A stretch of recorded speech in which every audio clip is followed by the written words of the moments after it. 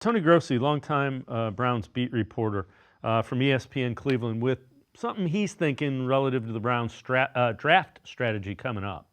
That's the big fear here, right? Is that they're going to concoct some plan to pick up future number one picks and not take the studs at the top of the draft. Yeah, I'm not entirely opposed to that because next year's draft is supposed to be better at quarterback. It'd be nice to go into next season already with 2 number ones, right?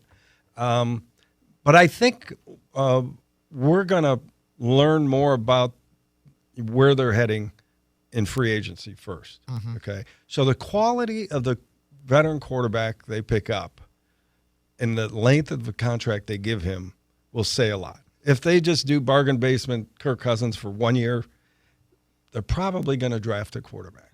If they go Daniel Jones multi-year, maybe they don't draft.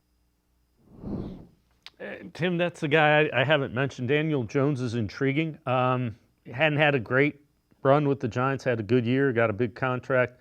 I'm not opposed to them trading back. I don't want them to trade, if they're in the top 12, what I would like them to do, trade back if you can get another number one and draft a tackle, an offensive tackle. Because that 11 to 15 range is where the top tackles reportedly should go.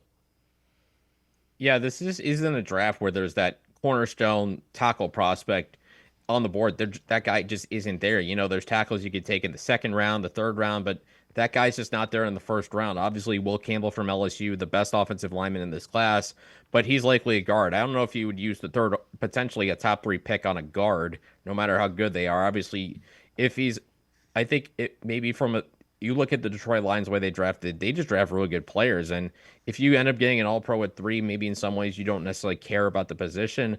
But for me, when I look at this draft and where the Browns are potentially positioned, if they stay at 3 based on where the weekend goes, maybe if the quarterback isn't there, then yeah, you trade down and kind of do what I've been talking about for a while, rebuild the run game. Maybe slide back to 6 or 7. If you get a 1 next year and potentially start a bidding war with the Giants, with the Raiders, with the Saints, see who's going to give you that number 1 for 2026 when you have a chance to rebuild the offense with young players on rookie contracts.